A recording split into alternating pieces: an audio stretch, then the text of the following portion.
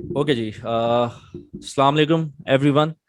तो आज के सेशन रखने का मकसद ये था कि हम लोग एक्सप्लोर करें कि कनाडा में स्टूडेंट्स के लिए और इंजीनियर्स के लिए, स्पेशली फ्रॉम पाकिस्तान, क्या अपॉर्चुनिटीज़ होती हैं, क्या चैलेंजेस हमारे पास होते हैं। क्योंकि काफ़ी सारे लोगों की ख्वाहिश होती है कि वो बाहर जाकर हायर एजुकेशन परस्यू करें या जॉब्स की अपॉर्चुनिटीज़ देखें या इनफैक्ट पीआर की अपॉर्चुनिटीज़ हम लोग देखें। तो उसके लिए मैंने ये सेशन रखा है। मेरे एक अजीज दोस्त हैं सैयद आबदी, जिन्होंने ज्वाइन किया हुआ है, उसकी आप उनकी आप वीडियो देख सकते हैं। तो वो बेसिकली वो अपना इंट्रोडक्शन देंगे भी। तो वो ऑटोमेशन एंड रोबोटिक्स इंजीनियर हैं। कनाडा में वो पाकिस्तान से मूव हुए थे और अपनी फैमिली के साथ वहाँ पर रहते हैं और एक अच्छे माशाल्लाह से कामयाब इंजीनियर हैं। तो इनसे बेहतर मेरे ख्याल से कनाडा का स्कोप जो ऑटोमेशन के हवाले से, जॉब्स और एजुकेशन अपॉर्चुनिटीज़ के हवाले से, मेरे ख्याल से कोई बेहतर बता नहीं सकता। तो ये सेशन रिकॉर्ड भी हो रहा है, फुली बाद में हम लोग यूट्यूब पे अपलोड भी कर देंगे। और छोटा सा हम लोग लाइव क्यूए भी कर लेंगे, बजाय कि मैं सारे सवाल कर रहा हूँ तो आप लोग के इसमें सवाल भी ले लेंगे मुझसे। आप लोग वाकिफ हैं, नाम मेरा शो हो रहा होगा। और ऑटोमेशन प्ले और माइंडस्टॉर्म को मैं यहाँ लीड कर रहा हूँ पाकिस्तान में। और बाकी मैं रिक्वेस्ट करूंगा सैयद आबदी से कि वो अपना इंट्रोडक्शन करवाएं और अपनी पाकिस्तान से कनाडा तक का सफ़र और उसके बिहाइंड स्ट्रगल, तो ये थोड़ा सा हमें इस बारे में बताएं। जी रजा। अस्सलाम वालेकुम। वालेकुम अस्सलाम वालेकुम सलाम। एवरीवन। थैंक यू अवैस, आपने मुझे बुलाया सेशन में और इतने सारे लोग इसमें शामिल हो गए। सारे दोस्त अहबाब जो इसमें हैं इस वक्त। मैं शुक्रगुजार हूँ आप सबका कि आप लोग आए इस वक्त और इस सेशन में हमारे साथ शरीक हैं। um, और आपने मुझे अपना दोस्त कहा। वैसे आप माशाल्लाह से बहुत इंटेलिजेंट और अच्छे इंसान हैं, मेहनती इंसान हैं। तो शुक्रिया। मेरी मेरी मैं कहूँगा खुशनसीबी है कि आप मेरे साथ कांटेक्ट में हैं।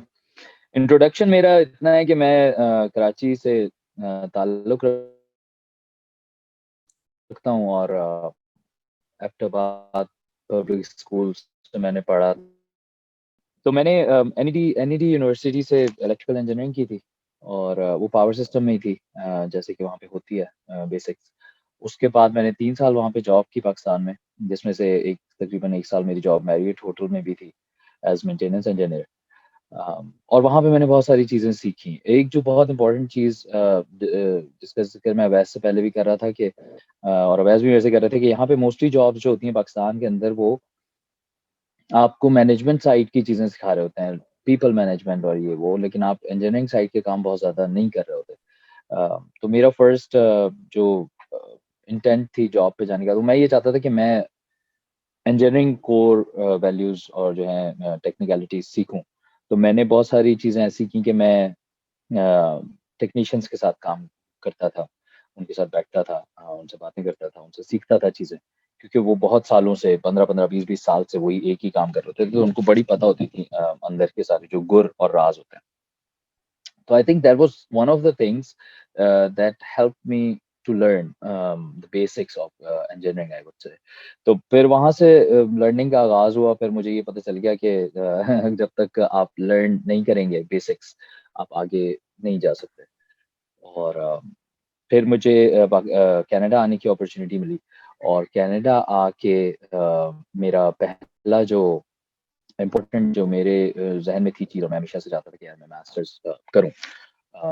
और तो मैंने उसमें एडमिशन लिया 5-6 महीने यहाँ पे बगैर किसी मतलब पढ़ाई मेरी जो थी वो 6 महीने बाद स्टार्ट हुई जब मैं यहाँ पे लैंड किया उसके बाद। तो फिर मैंने यहाँ पे वेस्टर्न यूनिवर्सिटी है लंदन में, उसका सेशन स्टार्ट होना था, फॉल टर्म कहते हैं उसको, और सितंबर में सेशन स्टार्ट होता है। वहाँ पे मैंने स्टार्ट किया पावर सिस्टम एंड प्रोटेक्शन में ही मैंने मास्टर्स भी किया। खुदा का करना कुछ ऐसा है कि मैं उसके बाद से जब मुझे जॉब्स मिलना शुरू हुई तो मैं ऑटोमेशन एंड कंट्रोल साइड पे आता गया। सारा low voltage system, control system, automation system, robotics, उस साइड और ओईएम्स में मैंने काम किया। तो ये एक छोटा-सा मेरा बैकग्राउंड है जहाँ पे अब मैं हूँ। 2-3 जॉब्स मैंने स्विच किए हैं यहाँ पर आने के बाद भी। और अल्हम्दुलिल्लाह यहाँ पर जो एक प्रोफेशनल इंजीनियर का लाइसेंस होता है जो आपको लेना होता है, देन यू कैन से कि मैं प्रोफेशनल इंजीनियर हूँ, otherwise you can not use the word professional engineer. तो वो मैंने फिर यहाँ पे ले लिया। उसकी भी कुछ शराइत हैं, हमारे पास वक्त हुआ तो इंशाल्लाह वो भी बताऊंगा आप लोगों को। तो ये मेरा छोटा सा बैकग्राउंड, अगर किसी को जो भी सवाल हैं इस हवाले से वो मुझसे कर सकता है, वरना पहले वैसे पहले ओवरव्यू। हम लोग वो जो सीरीज ऑफ क्वेश्चंस है वो साथ साथ कवर करते हैं और फिर इंशाल्लाह क्यूए भी लेंगे। ठीक है, तो चलो, thank you for revisiting your journey. तो अब इसके अंदर आपने बताया आप मास्टर्स करने वहां पर कनाडा है, तो सबसे मेरे ख्याल से बेहतर तरीका या शॉर्ट तरीका यही होता है बंदा मास्टर्स के लिए बाहर चले जाए, चाहे वो कनाडा कनाडा हो, ऑस्ट्रेलिया हो, या लोग काफी सारे जी। पाकिस्तानी की ख्वाहिश होती है वो जर्मनी की। ठीक है, तो कनाडा में एजुकेशन के लिए सही। स्कॉलरशिप्स अवेलेबल हैं, कितनी महंगी पढ़ाई है वहां पर, और काफी सारे लोग इन्वेस्टमेंट का वो रखते हैं, वसाइल रखते हैं। तो एजुकेशन में वहां पर इन्वेस्टमेंट, जैसे बंदा जाता है 30-40 लाख का मास्टर्स होता है, तो क्या आगे फिर सही। फर्दर अपॉर्चुनिटीज होंगी? तो एजुकेशन के हवाले से पहले हम लोग जरा इस पे आप जरा रोशनी हाँ। डालें। असल में जो इमिग्रेशन है और एजुकेशन दोनों बड़ी आई वुड से इंटरकनेक्टेड हैं। इसलिए ओके। क्योंकि देखिए, बात ये है कि हर बंदे के सर्कमस्टेंसेस डिफरेंट होते हैं। अच्छा, मैं एक यहाँ पे एक चीज़ बड़ी क्लियर कर दूँ कि मैं सिर्फ मास्टर्स करने के लिए, मैं मास्टर्स में एडमिशन लेके नहीं आया था। मैं स्पाउसल वीज़ा पे आया था यहाँ पर। ओके। तो मेरा जो जर्नी था वो थोड़ा-सा आसान हो गया था। उसमें होता ये है कि आपको इमिग्रेशन मिल जाती है, और एज़ इमिग्रेंट जब आप यहाँ पे आते हैं, तो आपकी एजुकेशन लोकल स्टूडेंट की तरह होती है। तो आप उसको जो फीस पे करते हैं वो बेसिकली लोकल स्टूडेंट की होती है। जो सही आप है। 30-40 लाख बोल रहे हैं वो इंटरनेशनल स्टूडेंट की जी। फीस है। तो मैं अक्सर लोगों से जो कि रखते हैं वसाइल और वो आ सकते हैं, उनके लिए बिल्कुल बेहतरीन है, वो फॉरेन यूनिवर्सिटीज़ में अप्लाई करें और वो यहाँ मास्टर्स करने के लिए आ जाएँ, क्योंकि वो that is the I think the easiest route to come here. लेकिन जो लोग नहीं ऐसे वसाइल रखते, उनको करना ये चाहिए कि उनको इमिग्रेशन अप्लाई करनी चाहिए स्किल्ड वर्कर के बेसिस पर, इंस्टेड ऑफ कि वो पैसा बहुत ज़्यादा खर्च करें पढ़ाई पर यहाँ पर आके। उसकी वजह ये है कि देखिए, मैंने जब यहाँ पे आया और मैंने मास्टर्स किया, तो मैं चाहता था कि मैं मास्टर्स करूँ। ऐसा नहीं था कि मैं मास्टर्स करूँगा तो मुझे पक्का हो जाएगा कि मुझे तो नौकरी मिल जाएगी। ऐसा हम्म। कोई रूल नहीं है। और ये भी नहीं है कि आप मास्टर्स करेंगे और आपको नौकरी नहीं मिलेगी। तो मैं जब आया और मुझे मास्टर्स करने का शौक था, मैं चाहता था कि मैं अपनी एजुकेशन को परस्यू करूँ, तो मैंने मास्टर्स कर लिया। लेकिन बहुत से ऐसी चीज़ें हैं, यहाँ पे कॉलेजेस भी होते हैं, आप वहाँ पे ब्रिजिंग कोर्सेज़ कर सकते हैं। उनको क्या ब्रिजिंग कोर्सेज़ ऐसे होते हैं कि जैसे कि आप लेट्स सपोज़ एनईडी से आए और आपको जो है यूएल सेफ्टी के स्टैंडर्ड्स नहीं पता, या आपको कैनेडियन इलेक्ट्रिकल कोड्स नहीं पता, या आपको आईएसओ स्टैंडर्ड्स नहीं पता, या आईईसी स्टैंडर्ड्स नहीं पता। मुझे नहीं पता कि बहुत कितने लोग यहाँ पे वाकिफ़ हैं इनसे, अगर नहीं तो आप लोग ये सब नोट कर लें और ये जो है ज़रूर सर्च कीजिएगा कि ये हैं क्या स्टैंडर्ड्स। तो आप जो है वो कोर्सेज़ ले सकते हैं, आप स्टैंडर्ड्स लर्न कर सकते हैं। लेट्स सपोज़ आप ऑटोमेशन के बंदे नहीं हैं, मेरी तरह पावर सिस्टम के बंदे हैं, तो आप ये देख सकते हैं कि कौन से ऐसे कोर्सेज़ हैं जो यहाँ पर आपको करने से या पाकिस्तान से आने से पहले, आई विश कि मैंने मुझे अवैस मिले होते और मैंने इनसे जो है वो पीएलसी लर्न किया होता, या मैंने स्काडा लर्न किया होता, राइट? क्योंकि अब टाइम नहीं है, हम बहुत कोशिश भी करते हैं काम करने की, तो हम टाइम नहीं निकाल पाते अपने जॉब्स की वजह से। तो ज़रूर इस तरह की चीज़ों को, और अपनी जो जो बेसिक बात मैंने पहले भी की कि अपना स्किल सेट बढ़ाएँ। स्किल्स आपके अंदर जितनी ज़्यादा होंगी, आप उतने वैल्यूएबल होंगे।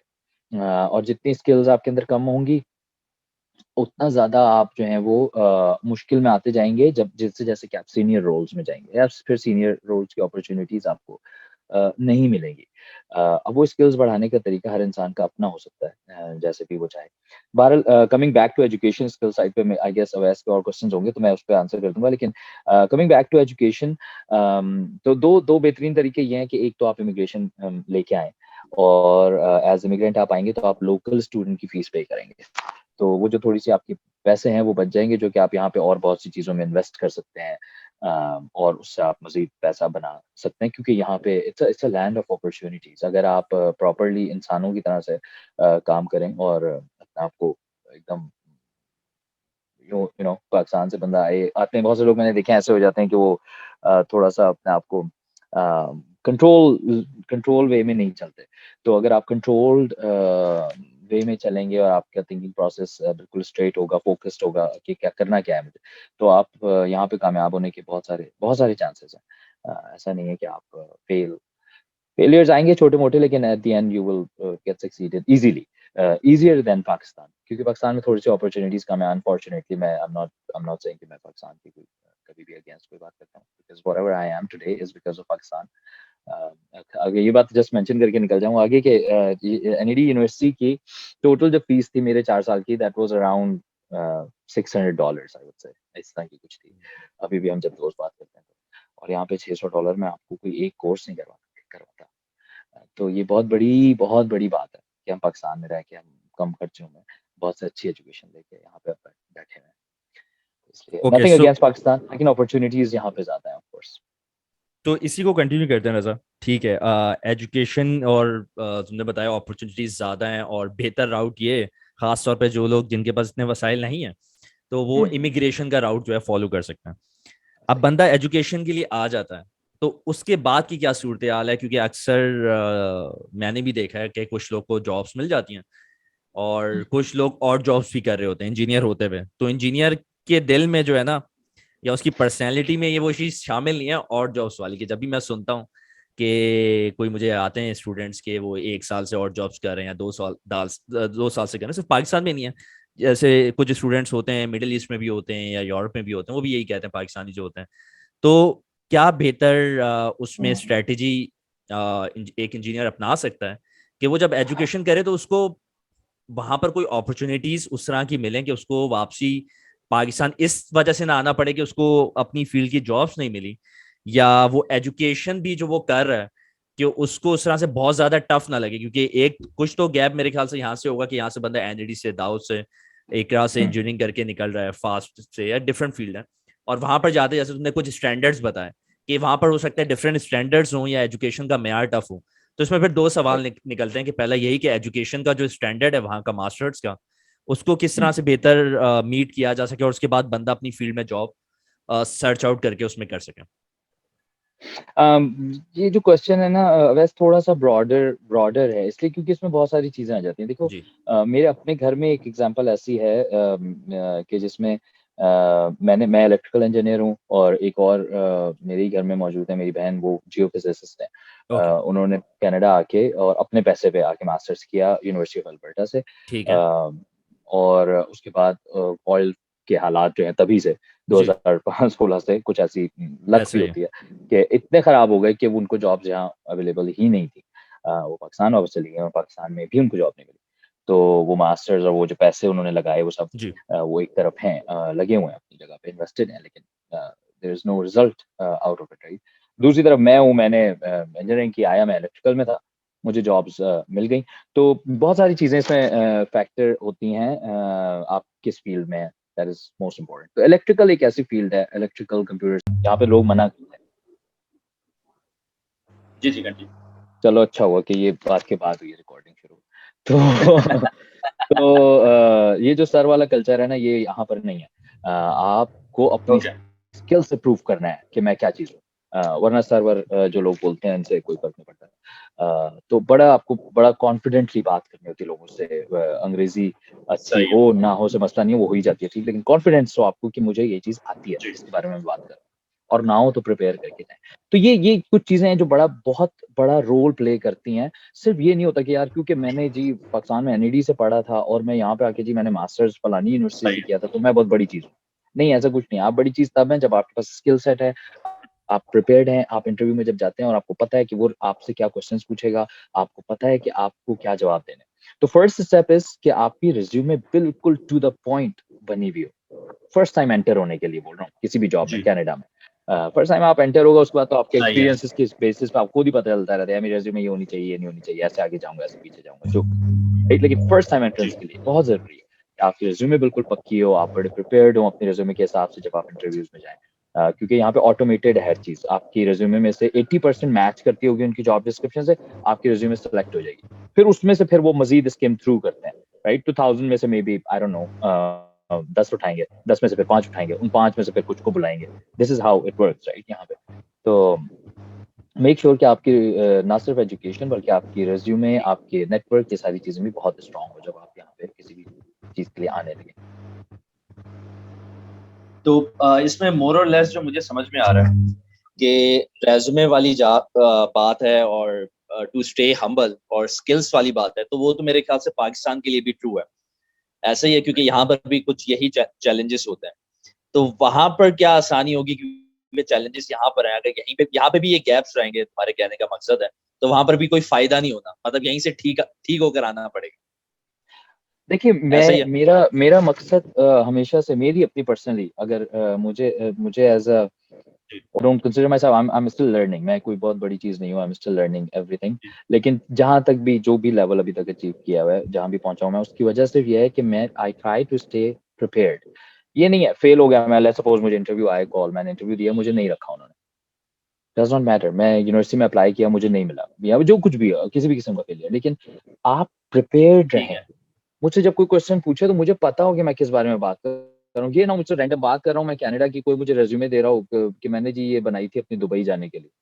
नहीं भाई कनाडा के लिए रिज़्यूमे माँगिए, मुझे कनाडा की रिज़्यूमे दें। इस तरह की बातें मतलब कि आपको बहुत प्रिपेयर्ड ठीक होना है, चाहिए, बड़ा फ़ोकस्ड होना चाहिए, मैं इस जगह अप्लाई कर रहा हूँ, लोग ठीक है, प्रिपेयर्ड होते हैं, ये बहुत टफ कॉम्पिटिशन है।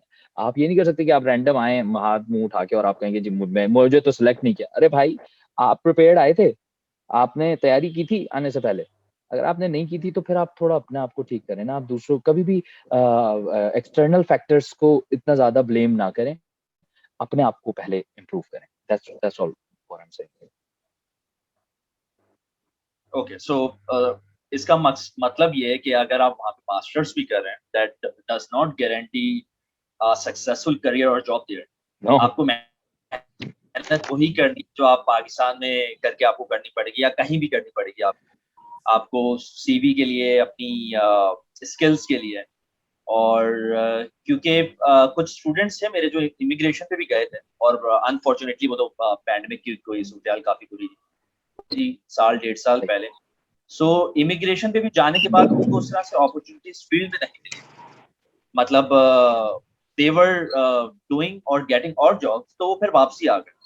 तो एक बंदा है जिसने एजुकेशन करी है, उसके चांसेस तो हाई होंगे, ज़ाहिर है उसकी वहाँ पर पढ़ाई हो गई है, मतलब कुछ पॉइंट्स बढ़ गए हैं। सही है, उधर के कुछ स्टैंडर्ड्स या स्किल्स उनको उधर की पता चल गई है। बट जो एक इमिग्रेशन कर कर आ रहा है, वो अपना successful as an engineer career कैसे बिल्ड कर सकता है? उसके लिए क्या पाथवे जवाद अपना माइक काइंडली म्यूट कर लें या हिबा आप म्यूट कर दें, आपको होस्ट बनाया हुआ है, जिनके माइक ओपन जी सॉरी सॉरी रज़ा अवैस इसके आपका बारे में क्वेश्चन बताइए। बीच में मेरे से मिस हो गया आपका क्वेश्चन शायद थोड़ा-सा डिस्कनेक्शन हुआ था।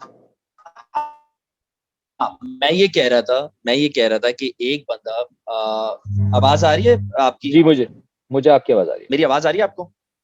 ओके, हुँ, मैं सवाल रिपीट कर देता हूँ कि एक बंदा एजुकेशन के लिए उसने मास्टर्स किया वहाँ पर, ठीक है? उसके लिए हो सकता है चांसेस हाई होंगे। कुछ ऐसी एग्ज़ाम्पल्स हैं जो इमिग्रेशन के लिए गए, ठीक है? और हुँ। वो वापसी आ गए, कुछ लोगों को मैं भी जानता हूँ। तो इमिग्रेशन के लिए बंदा जब जाता है तो वो कैसे अपना एज़ एन इंजीनियर करियर उधर सक्सेसफुली बिल्ड कर सकता है? क्योंकि अगर वो मास्टर्स की कह रहा है वहाँ। जी, अगर आप मास्टर्स नहीं कर रहे हैं, तो 2-3 चीज़ें जो जी, चीज़ मैंने अभी पहले भी शेयर की, वो बहुत इम्पोर्टेंट है। नेटवर्क, लिंक्डइन पे मुझे यकीन है कि जितने लोग यहाँ पे बैठे हैं, उन सबकी प्रोफाइल्स हैं लिंक्डइन पर, ठीक है? देखिए, अपने ऊपर इन्वेस्ट करना ना बहुत ज़रूरी है। सिर्फ़ एजुकेशन नहीं बोल रहा हूँ, डिग्री लेने के लिए नहीं, वैसे इन्वेस्ट करना। जैसे आपके पास लिंक्डइन की प्रोफाइल है, बहुत सारे ऐसे बड़ी-बड़ी ऑर्गनाइज़ेशंस हैं, जो कि आपसे कुछ पैसे लेते हैं और आपकी लिंक्डइन प्रोफाइल्स को, आपके रिज़्यूमेस को, उनको अपडेट करते हैं, एज़ पर स्टैंडर्ड, जहाँ पे भी आप जॉब्स अप्लाई करें। अपनी लिंक्डइन प्रोफाइल्स सही को बहुत अच्छा बनाएँ। उनसे नेटवर्किंग करें, लोगों को जानें, जहाँ आप जा रहे हैं। मुझे बड़े लोगों के मैसेजेस आते हैं लिंक्डइन पे और वो ऐसे-ऐसे क्वेश्चन्स पूछते हैं कि मैं कहता हूँ यार क्या कमाल बात है इस बंदे को पाकिस्तान में बैठे हुए वो चीज़ें पता है जो मुझे यहाँ पे आके भी नहीं शायद पता थी बहुत सी। तो वो क्वेश्चन्स इतने अच्छे देखिए सवाल करने का भी एक तरीका होता है। अगर आपको नॉलेज नहीं है ना आप सवाल भी ऐसे ही कोई रैंडम ही कर देंगे। तो बहुत अच्छी बात होगा कि अगर आप प्रिपेयर्ड हो तो आप सवाल भी बड़ा टू द पॉइंट करेंगे, आपको फिर आंसर भी उसी तरह से मिलता है। तो ये काम बहुत ज़रूरी है कि आप लिंक्डइन प्रोफाइल्स अपनी सबसे पहले बड़ी मैच्योर करें। फिर अपने रिज्यूमेस बहुत अच्छी तरह बनाइए। फिर उसके बाद ये चीज़ याद रखिए कि सिर्फ़ मास्टर्स करना ही ज़रूरी नहीं है। मास्टर्स करना बहुत अच्छी बात है, करें ज़रूर। लेकिन अगर नहीं कर सकते आप एज़ इमिग्रेंट आए हैं, तो आप आते साथ ब्रिजिंग कोर्सेज़ करें और अपनी रिज़्यूमे और अपने नेटवर्किंग के बेस पर एप्लीकेशन ज़रूर हर जगह पर डालते रहिए, थकें नहीं। और ज़रूर एप्लीकेशंस अपने और अपनी जॉब से रिलेटेड भी, और या जहाँ आप फोकस करना चाहते हैं अपने करियर को, उस जगह पर ज़रूर डालते रहिए। और फिर अगेन मैं कहूँगा, प्रिपरेशन इज़ द की। अगर आप प्रिपेयर्ड जाएँगे किसी जगह पे, तो आप सक्सेसफुल होंगे। मैंने बहुत से लोग ऐसे देखे हैं जो इमिग्रेंट्स आते हैं और बगैर मास्टर्स के, इवन बगैर ब्रिजिंग कोर्सेज़ भी किए, उनको जॉब्स मिली हैं यहाँ पर। बहुत से केसेस हैं। ओके, सो 2 चीज़ों पे हमने फोकस किया था, एजुकेशन और जॉब्स, पीआर के हवाले से, इमिग्रेशन के हवाले से। तो कौन से ऐसे प्लेटफ़ॉर्म्स हैं अच्छे जिस पे हमारे ये स्टूडेंट्स और इंजीनियर्स जाकर मतलब स्टार्ट ले सकते हैं, अपॉर्च्युनिटीज़ एक्सप्लोर कर सकते हैं, प्रोसेस उसको एक्सप्लोर कर सकते हैं। तो आपके ज़हन में अगर कुछ भाईजान, प्लेटफ़ॉर्म्स हो? एक चीज़ मैं सारे लोगों को ये बताता हूँ, अक्सर लोगों का मुझे कॉल भी आती है कि, और ये बड़ा नॉर्मल है स्कैम्स होना। जी, स्कैम्स बड़े नॉर्मल है, सिर्फ जी, पाकिस्तान में नहीं, कई कई जगह पर और भी, और कंट्रीज में भी, ओके, कि वो कहते हैं आप हमें इतने पैसे दे दें, हम आपको वहाँ लैंड करवा देंगे। भाईजान, कोई ऐसा चक्कर नहीं है, प्लीज प्लीज अपना पैसा ज़ाया मत करें कभी किसी के ऊपर। देखिए, कंसल्टेंट फर्म्स जो हैं ऑथेंटिक, वो हैं, वो वर्क काम जी, करती हैं। लेकिन उनका काम क्या होता है, मैं आपको जल्दी से बैकग्राउंड उसका बता दूं। उनका काम ये होता है कि वो cic.gc.ca एक वेबसाइट है, आप उस पे चले जाइए, सही है। आप उस पे लिखिए जाके कि भाईजान मुझे ये चेक करना है, सपोज इमिग्रेंट आना है, स्किल बेस्ड वर्कर आना है, या जो भी मेरी क्या क्या तरीके हैं कहना नहीं, क्लियर लिखा हुआ है उसके ऊपर कि आप क्या कर सकते हैं, जी, कौन से फॉर्म्स डाउनलोड करें, क्या डालना है, कोई कोई कॉम्प्लिकेशन नहीं है, अगर आप अंडरस्टैंड करें उनकी सही है। बात। कंसल्टेंट क्या करता है कि आपके उन फॉर्म्स को फिल करता है आपके लिए, ठीक है, और उसको क्योंकि उसने इतने फॉर्म्स फिल ठीक है, किए होते हैं, उसे पता होता है कि किस जगह पे क्या लिखना है, तो ठीक है, ऑफ कोर्स उसका एक्सपीरियंस के अपने वो पैसे ले रहा होता है। उसके बाद लेकिन सबसे इंपॉर्टेंट चीज़ ये होती है कि आपको खुद पता होना चाहिए कि मुझे ये डॉक्यूमेंट्स चाहिए, यानी कि मुझे अपने जो भी पॉइंट्स बनाने के लिए चीज़ें चाहिए होती हैं, जैसे कि एजुकेशन चाहिए, जैसे कि सब चीज़ें अटेस्टेड चाहिए, और उसमें सबसे बड़ा फैक्टर आइल्स है। या जो भी इंग्लिश लैंग्वेज का टेस्ट पाकिस्तान में होता होगा, टोफल जी, होता होगा, मुझे नहीं पता, लेकिन आइल्स मेनली लोग दे रहे होते हैं, तो इसलिए मैं आइल्स मेंशन कर रहा हूँ। आइल्स में एक सर्टेन स्कोर है, वो आपका आएगा तो ही आपकी फाइल आगे जाएगी। अगर कोई बंदा ये कहता है कि आपके 6 स्कोर पे भी मैं आपको as skilled based worker enter करवा सकता हूँ कनाडा में, तो आई डोंट थिंक कि वो सही कह रहा है। उससे थोड़ा-सा इन्फॉर्मेशन है, पैसे पैसे ना अपने फेंकें किसी के ऊपर। सही है। तो आप ये कह रहे हो कि कंसल्टेंट्स जो हैं, वो जो काम कर रहे हैं, वो आप खुद कर सकते हैं। वो बेसिकली काम आप खुद इंजीनियर कर सकते और हैं। स्टूडेंट खुद कर सकते हैं। उसकी हाँ फीस जो यार, भी वो इतने ले रहा है 3, 4, 5 लाख रुपए, तो वो बंदा हाँ, सेव कर सकता है। ठीक है। और हाँ ना, दूसरी हाँ, चीज़ जो है आइल्स वाली, उसमें आप ये कह रहे हो आइल्स का स्कोर, मैंने भी कुछ जो मेरे दोस्त देकर गए थे, उन्होंने भी कुछ इस तरह से स्कोर होता है 887 कि जी, रीडिंग, लिसनिंग, मेरे ख्याल से राइटिंग में 888 ठीक है, और एक में 7। तो मे बी जी। एक ग्रुप जैसे है कुबैर के नाम से, कोई कुबैर साहब है मेरे ख्याल से, कनाडा एक्सप्रेस एंट्री का उनका ग्रुप है फेसबुक पे, बहुत सारे पाकिस्तानी हैं। तो इस तरह के कोई और ग्रुप भी हैं या वही ग्रुप है? अच्छा, या आप किसी ग्रुप से वाकिफ हो ऐसे?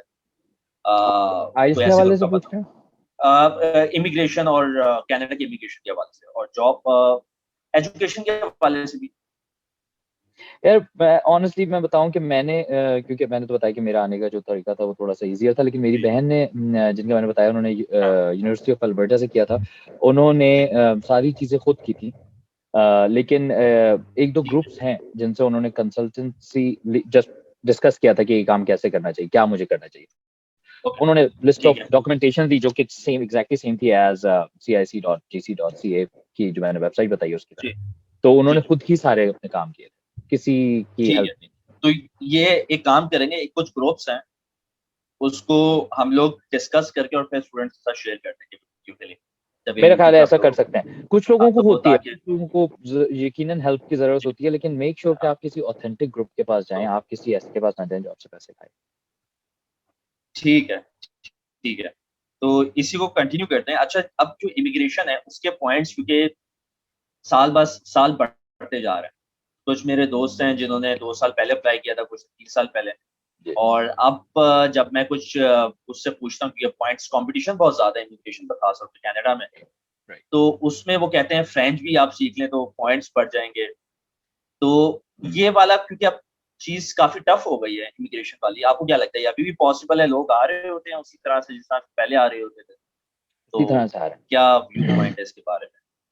उसी तरह से आ रहे हैं लोग, जिस तरह से पहले आ रहे होते थे। अच्छा, कुछ चीज़ें जो इम्पोर्टेंट हैं वहाँ पर, let's suppose skill based worker के लिए, तो आपका एक्सपीरियंस क्या है?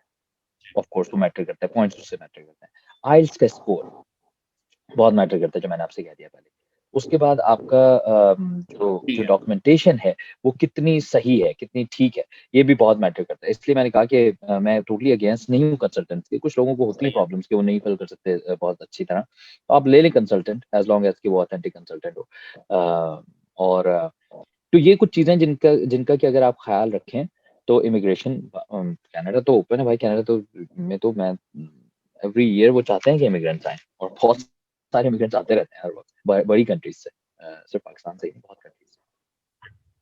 और अक्सर सवाल मेरे पास आता है स्टूडेंट्स का कि should they opt for Australia और कनाडा?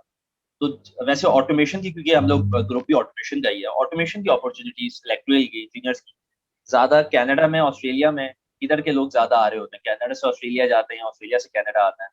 हुँ। ऑल्दो काफ़ी हट के सवाल है, लेकिन मैं सोचा अगर कुछ तुम्हारा इसमें एक्सपीरियंस हो यार बात ये इस है हवाले से। कि ऑटोमेशन एंड कंट्रोल्स जो है ना, अब तो बहुत एडवांस्ड हो गया है। जी, पहले तो मेरे से ज़ाहिर है, ऑफ कोर्स आप बहुत ज़्यादा जानते हैं इसके बारे में, लेकिन अम, अब ज़्यादा इसलिए एडवांस्ड हो गया है क्योंकि अब हम जा रहे हैं हमारी जो ट्रैवलिंग चीज़ें हैं, जैसे कि गाड़ी।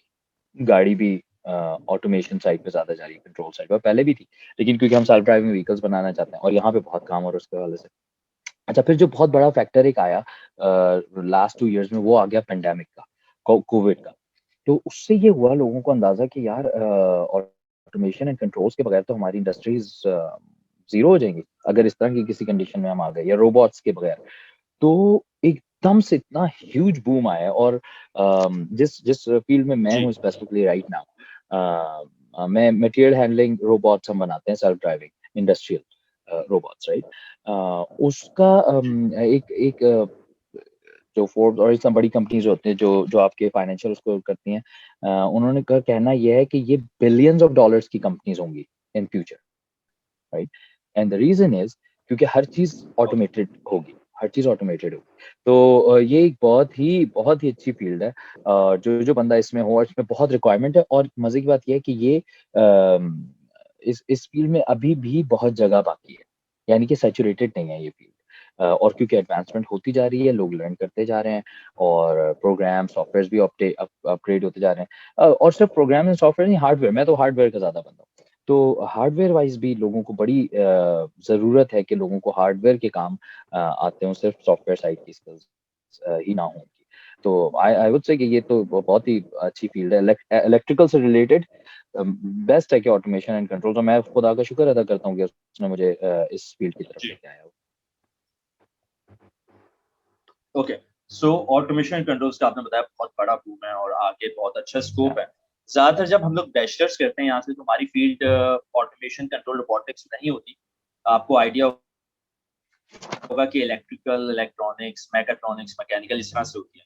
तो क्या वहाँ जाकर हमें एडिशनल कोर्सेज़ करने पड़ेंगे, या यहाँ से कंट्रोल इसके कोर्सेज़ करके जाएँ? और या इन जनरल मैं ये पूछूँ आपसे कि इलेक्ट्रिकल इंजीनियर वहाँ पे जाता है, क्या उसके पास पावर की जॉब्स उस तरह से हैं, जैसे यहाँ पे के इलेक्ट्रिक में और इस तरह से जॉब्स मिल रही होती हैं, पावर की काफ़ी अच्छी हुँ। जॉब्स मिल भी जाती हैं। सोलर इंडस्ट्रीज़ का काफ़ी बूम है यहाँ पर।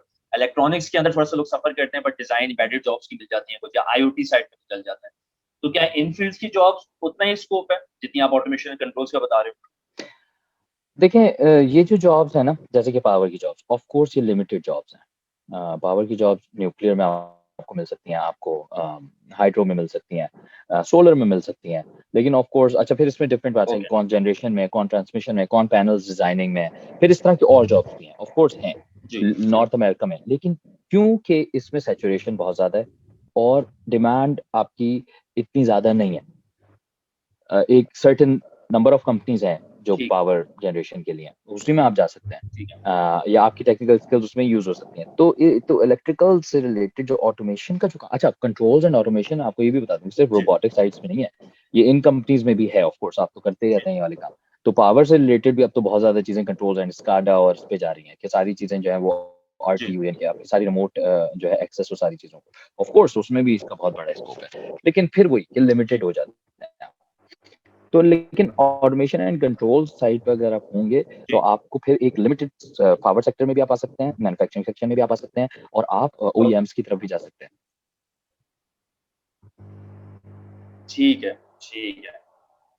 अच्छा, इसमें मेरे पास एक सवाल आया है स्कॉलरशिप्स रिलेटेड, मैं आपसे पूछूं कि स्कॉलरशिप्स आ रही होती हैं जैसे हमारे पास जर्मनी में आपको पता है पढ़ाई मोस्टली फ्री है, डार्ट की स्कॉलरशिप्स होती हैं, इसी तरह लंदन यूएसए की भी एजुकेशन की आ रही होती है। तो कनाडा की स्कॉलरशिप वैसे मैंने कम देखी है, बट हाँ क्या स्कॉलरशिप्स अवेलेबल एजुकेशन में, यार, या उन्होंने बस अनफॉर्चुनेटली, रेवेन्यू जनरेशन का मैकेनिज्म बनाया हुआ है कि तो हम पैसे ही हाँ, ले रहे हैं? अनफॉर्चुनेटली मैंने यानी कि इतने लोग अब जानते हैं, और इतने सारे लोगों को मैं भी जानता हूँ इंजीनियरिंग साइड से, और जी, एनईडी के भी, और बहुत सी जगहों के, और भी इंडिया से, जी। और अदर अदर प्लेसेस से, लेकिन मैंने अच्छा, किसी से नहीं सुना कि कोई स्कॉलरशिप पे आया हो। तो ओके। सॉरी, मुझे, आई वुड से कि बड़े थिन चांसेस हैं यहाँ पे स्कॉलरशिप पे, स्कॉलरशिप, हाँ, मैंने भी लेकिन स्कॉलरशिप काफ़ी देखी। जी, एक चीज मैं आपको लेकिन यहाँ पे बता दूं कि बहुत से लोग ये करते हैं, एक ये भी राउट है कि मास्टर्स किया, और फिर वो मास्टर्स जो है, मैंने जैसे एमएच किया कोर्स बेस्ड, तो वो जो है वो जी, थीसिस बेस्ड करते हैं, और फिर पीएचडी की तरफ चले जाते हैं। पीएचडी जो होता है वो पेड होता है, कि उस पे स्टिपेंड मिलता है उसमें, स्टाइपेंड स्टिपेंड जो भी कहता है। ठीक है, ठीक है। तो मतलब इस पे एक अच्छी खासी इन्वेस्टमेंट रिक्वायर्ड है, चाहे बंदा एजुकेशन पे आ रहा है या इनफैक्ट पीआर पे भी आ रहा है, तो ज़ाहिर है वो सेविंग्स स्टूडेंट्स को कुछ ना कुछ करनी पड़ेगी। तो इसमें ये एक सवाल हाँ, होता है कि बंदा इंजीनियरिंग के बाद फ़ौरन आ जाए या कुछ एक्सपीरियंस 2-3 साल का लेकर आए पाकिस्तान से? बड़ा अच्छा सवाल है ये, और मेरे से बड़े लोगों ने ये बात पूछी भी है। देखिए, डिपेंड करता है आप करना क्या चाहते हैं। यहाँ पे आके आप एजुकेशन लेना चाहते हैं, या जी, अपना एजुकेशन है, मेरा अपना ज़ाती ये पर्सनल एक्सपीरियंस होता है हर बंदे का, और पर्सनली उसके ऊपर बहुत सारी चॉइसेस और बहुत सारी चीज़ों को उसको सोचना पड़ता है। लेकिन मैंने पर्सनली ये सोचा हुआ था कि यार, जब हम पढ़ रहे होते हैं, क्या है वोल्टेज? कौन कौन डिफाइन कर सकता है मुझे कि वोल्टेज क्या है, राइट? जब बच्चा होता है, यानी कि जब मैं यूनिवर्सिटी से निकल रहा होता हूँ, तो मुझे समझ ही नहीं आ रही दोस्तों वोल्टेज क्या है, करंट क्या है, या जी, अगर और आप एडवांस उसमें चले जाएं, तो मशीन थ्योरी में चले जाएं, तो मुझे समझ नहीं आ रही होती वो चीज़ें, यानी एक बच्चे को नहीं समझ में आ रही होती, नए निकलने वाले ठीक को। है। लेकिन जब वो फील्ड में जाता है, तो वो लर्न करता है कि अच्छा यार, केबल क्या है, केबल गेज क्या है, सेफ्टी क्यों रिक्वायर्ड है, हमें सेफ्टी कहाँ पढ़ाया जी, जाता है वहाँ पे, कि ऐसा ही सेफ्टी है। स्टैंडर्ड्स क्या है, बिल्कुल। राइट? ऑटोमेशन के सेफ्टी स्टैंडर्ड्स भी, और वैसे ओवरऑल भी सेफ्टी स्टैंडर्ड्स, राइट? जी, तो ये जी, भी जी, एक बहुत बिल्कुल। बड़ी इंपॉर्टेंट चीज़ है, जो कि आपको पता होनी चाहिए जब आप यहाँ पे आ रहे होते हैं। तो इस तरह की ठीक। चीज़ें, की फैक्टर्स हैं जो कि आपको पता होने चाहिए। तो आप इसमें फिर क्या रेकमेंड करते हो कि 2-3 साल का एक्सपीरियंस लेकर कुछ फ़ायदा होगा, कुछ सीख कर आएगा बंदा, या यहाँ पर 100%। फ्रेश बिल्कुल अच्छा, मतलब सीख कर आए वो कुछ ना कुछ चीज़ें जो है यहाँ पर? कुछ ना कुछ सीखे, नहीं अगर जॉब मिल रही है, लेट्स सपोज पाकिस्तान में, एक्सक्यूज़ मी, अगर जी, नहीं अपॉर्चुनिटी ऐसी कि आपको जॉब मिल रही हो, तो अपनी स्किल्स बढ़ाएँ ना। आप करें कोर्सेज़, जी, आप लर्न करें, आप फ्री में बैठ के लोगों के प्रोजेक्ट्स करें। आप जाके कहें मैं कर रहा हूँ काम आपके लिए भाई, मैं करने के लिए तैयार हूँ। ये भी एक ठीक मेहनत है। की साइड है। वैसे तो मिल जाती है वो जॉब्स, वैसे इतना भी नहीं आ रहा। लेकिन अगर बिल्कुल ही ऐसा हालात है, तो आप कहें कि मैं आप बढ़ के अपना काम खुद करें, खुद बढ़ें आगे, तो फिर होता है। ठीक है, ठीक है। तो अच्छा, अब इसके बाद जो आप लोग साथ-साथ चैट में, क्योंकि हमारे पास मेरे ख्याल से 5 मिनट रह गए, जिसके सवाल है वो साथ-साथ चैट में पूछ सकता है, ठीक है? क्योंकि अगर मैं माइक ओपन करवाऊँगा तो अगेन वो टाइम फिर बढ़ता जाएगा। तो जब तक मैं इनसे सवाल कर रहा हूँ। अच्छा, अब बात आ गई एंड पे स्किल्स के ऊपर ही, कि मैंने जब इमिग्रेशन के पॉइंट्स कुछ देखे थे, तो उसमें वो शायद कहते हैं कि 3 साल का एक्सपीरियंस हो तो उसपे कुछ पॉइंट्स मिल भी जाता है, इमिग्रेशन के हवाले से। तो इसका राइट। मतलब, और आप भी ये रेकमेंड करते हैं बंदा कुछ उधर सीख कर जाए, खास तौर पे बेशक मास्टर्स करने के लिए भी जा रहा है, ठीक है? और मेरे ख्याल से जर्मनी में भी कुछ ऐसा ही है, जो डार्ट स्कॉलरशिप आती है उसमें भी वो कुछ ना कुछ 2 साल का पोस्ट एक्सपीरियंस माँगते हैं, ठीक है? और सही। एक्सपीरियंस आपने कहा कि अगर आपको पेड जॉब्स नहीं है तो आप फ्री में काम करें, ठीक है? तो उसमें कोई आपकी सेल्फ वर्थ या वो कम नहीं हो जाएगी, तो उसमें आपको हाँ, चीज़ें सीखने को ही मिलेगी। अब हाँ, मुझे इसमें जी, सॉरी, जस्ट ये मेंशन कर दूँ जल्दी से कि देखिए, मैं इसलिए नहीं ये बात कह रहा हूँ कि हमारी, मुझे ये पता है कि हमारे बहुत ज़्यादा लोग हैं काम करने वाले, और बड़े शार्प जी, लोग, लेकिन अपॉर्च्युनिटीज़ ठीक है। उतनी नहीं है। तो आपको अपना रास्ता बनाना जी, पड़ता है। ऐसा ही है, बिल्कुल ऐसा ही। I agree with that. अच्छा, एक सवाल है, अ असाइनमेंट मैं बता देता हूँ, What positions role are mostly preferred for jobs in foreign countries on Canada? तो एक स्टूडेंट है जो एमबीए कर रहे हैं और वो ये पूछना चाह रहे हैं कि उनको किस तरह के रोल्स वहां पर मिल सकते हैं जॉब्स के हवाले से, and he is doing MBA. तो इंजीनियरिंग के बाद इसमें एमबीए किया उन्होंने। हाँ मुझे यही लग रहा है ऐसे ही। यहाँ पे एक दोस्त मेरा अभी आया है 2 साल पहले, एनईडी से उसने ग्रेजुएशन किया था, साथ ही मेरे फिर वहाँ पे 5 साल काम किया उसने पाकिस्तान में, और बड़ी कंपनी में, जीएसके और सारी इसी में। फिर उसने एमबीए भी किया हुआ है, पीएमपी भी किया हुआ है, और यहाँ से आके उसने आते साथ वाटरलू से मास्टर्स किया है। इस वक्त वो प्रोजेक्ट कोऑर्डिनेटर की जॉब कर रहा है। ओके तो फिर इस तरह की जॉब्स होती हैं, प्रोजेक्ट कोऑर्डिनेटर, मैनेजर, फिर सीनियर मैनेजर, इस तरह की जॉब्स मिल सकती हैं अगर आप टेक्निकल साइड पे नहीं जाना चाहते तो। तो वैसे टेक्निकल जॉब ज्यादा है बेहतर है या मैनेजमेंट जॉब ज्यादा है बेहतर है, मतलब मेरा मेरा जाती एक्सपीरियंस और अपने दोस्तों को देखने का ये है कि टेक्निकल जॉब ज्यादा इजीली मिल जाती हैं और उसमें आपको ज्यादा ऊपर जाने के चांसेस भी होते हैं। ओके सही है। तो इसका मतलब मैन्युफैक्चरिंग अच्छी खासी है वहां पर के, बहुत हमारे पास इस तरह की जॉब्स हैं ऑफ जो कोर्स। इंजीनियर्स कर सकते हैं। ठीक है, तो आप इसका मतलब बंदा बैचलर्स कर आ जाए तो बेहतर है, क्योंकि अगर वो एमबीए करेगा तो इसका मतलब वो एमबीए इतना फायदा नहीं देगा अनलेस कि उसको मैनेजमेंट की जॉब करनी पड़े। लेकिन वो वही वाली उसको बात है स्किल्स वाली, कि कहीं स्किल्स स्किल्स स्किल्स का कहीं ना कहीं गैप आ जाएगा फिर आगे। एग्जैक्टली ऐसा ही है। एग्जैक्टली बिल्कुल ऐसा ही है। ओके, एक सवाल मेरे पास आया, do you recommend SDS system for Canada? SDS system का मुझे तो आइडिया नहीं है, तुम्हें कोई आइडिया है मुझे एसडीएस भी सिस्टम? आइडिया भाई, कोई बताएं क्या है ये कोई कोर्स। बड़ा स्पेसिफिक सवाल है, बस की कुछ डिटेल पूछा। अच्छा, दूसरा मैं पूछूंगा कि ऑटोमेशन प्ले स्टूडेंट्स को किस तरह से हेल्प कर सकता है? तुमने कोर्सेज देखे में ऑटोमेशन प्ले के, क्या वो रेलेवेंट है कनाडा से? और रेलेवेंट है तो कौन से कोर्सेज रेलेवेंट है जो ऑटोमेशन में, या इनफैक्ट आईओटी की मैं बात करूँ तो उसमें, या एआई की मैं बात करूँ क्योंकि उसका कोर्स हमारे पास अपलोड होने वाला है, तो ये कितने रेलेवेंट हैं और किस तरह से स्टूडेंट्स फायदा उठा सकते ओके सॉरी, मैं सर्च कर रहा था स्टूडेंट डायरेक्ट स्ट्रीम इनका, जो इन्होंने सवाल किया एसडीएस का। हैं? जी जी। वो एसडीएस जो है वो स्टूडेंट डायरेक्ट स्ट्रीम है, और उसमें भी सबसे पहली चीज़ ये लिखी हुई है कि आप आइल्स करें। तो जैसे कि मैंने बताया कि एज स्टूडेंट अगर आप आना चाहें तो आपको ऑफ कोर्स वही आइल्स का ही प्रोसेस है जिससे आपको लेके चलना होता है, और जो भी आइल्स इसका स्टूडेंट्स वाला आइल्स जो है उसके थोड़े से स्कोर भी कम मान लेती हैं यूनिवर्सिटीज, भी समझ सकते ओके ठीक है। हैं। अच्छा सॉरी, आपने ऑटोमेशन प्ले के हवाले से भाई, बात हाँ यह है मैंने कि स्किल्स के लिए जी। जी हाँ, बात यह है कि मैं तो खैर, मेरा शायद इस पे थोड़ा सा बायस्ड ओपिनियन भी हो, तो इसलिए मैं माफी चाहता हूँ, लेकिन क्योंकि मैं जो हूँ बड़ा इंस्पायर्ड हूँ ऑलरेडी ऑटोमेशन प्ले से, और खास करके मेरे दोस्त अवैस से, क्योंकि एक मेहनती इंसान है और हर मेहनत करने वाले शख्स से मैं इंस्पायर्ड होता हूँ, चाहे वो जिस भी पोजीशन पे हो और जो भी कर रहा हो। तो अल्लाह पाक आपको कामयाब करे। लेकिन इसमें इंपॉर्टेंट चीज़ ये है कि देखिए, मैं जैसे कि अब एक सर्टेन लेवल पे आप आ जाते हैं ना, आपको टाइम ही नहीं मिलता वो स्किल्स लर्न करने का।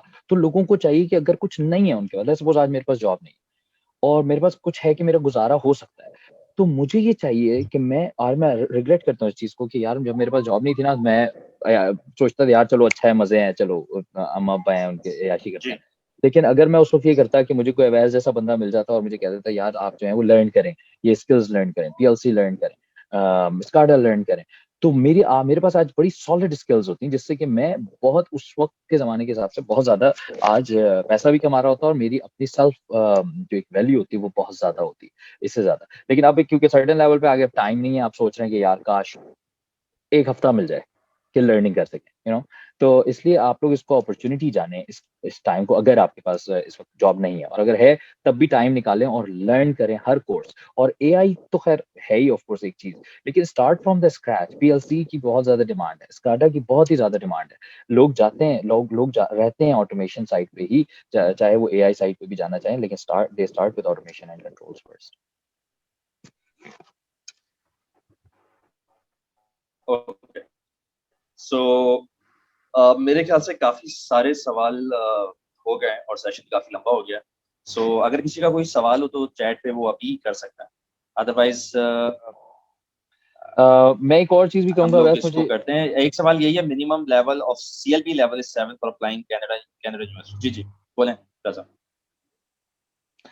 मैं ये कर सकता हूँ कि मैं अपनी लिंक्डइन की जो मेरी प्रोफाइल है वो मैं शेयर कर देता हूँ, ताकि अगर कोई चाहे कि वो मुझसे डायरेक्टली कनेक्ट करे या कोई डायरेक्ट किसी के क्वेश्चंस हो तो वो मुझसे पूछे। मैं भाई हमेशा हाँ जी। हाजिर हूँ उन लोगों के लिए जो मेहनत करना चाहते हैं और कुछ कहीं कामयाब होना चाहते हैं।